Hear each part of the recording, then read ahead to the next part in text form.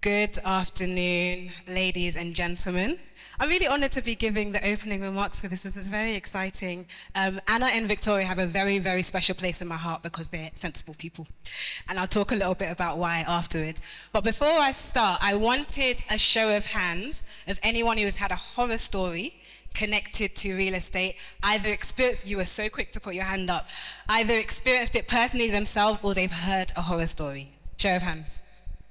I think there's more people. Yeah, can you just put your hands up again, please? So either you've experienced it yourself or you've heard a horror story connected to real estate. Okay. So I asked that question because when I first met Anna and Victoria, I think the mic keeps coming out, a few years ago actually, they started On Point Property and they started Ghana Property Lifestyle Expo to respond to some of these obstacles. So this is actually a very fitting theme for this occasion, but it's something they've been doing since time began. And I think it's amazing that you've got two women who are dedicated to providing credible services. My other thing is I think one of the theories of why people are experiencing so many horror stories is because of unqualified expertise. So I Googled unqualified expertise and it says on ChatGPT, it says it refers to someone presenting themselves as an authority or an expert in a field without necessary training, skills, experience, or credentials. It gets a bit harsher.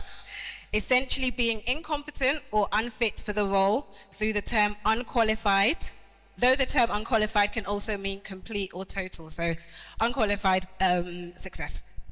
We did a couple roundtables since I started this role, and when I was in London, we had a roundtable that was our first focus group, and Anna joined.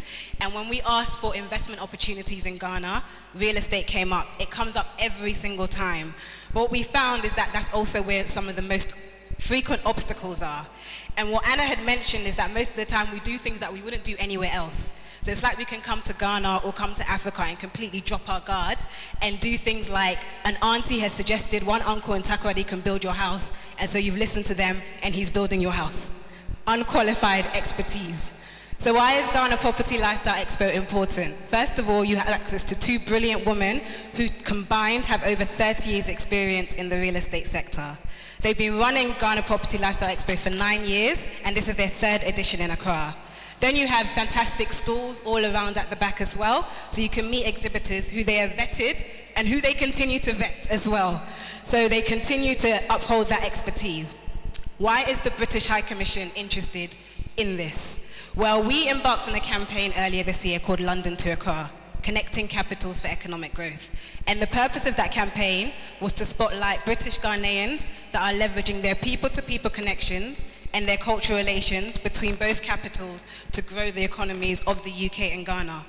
Ghana Property Lifestyle Expo is the perfect definition of that. It's a case study that showcases two brilliant women doing amazing work in this space. So the first thing I want to say is remind you that if you don't invest in Ghana now, you will be renting from some people in the future. I've heard that several times. I've just said it in the most diplomatic way possible. The second thing is if you know about this event, please don't keep it to yourself and gatekeep.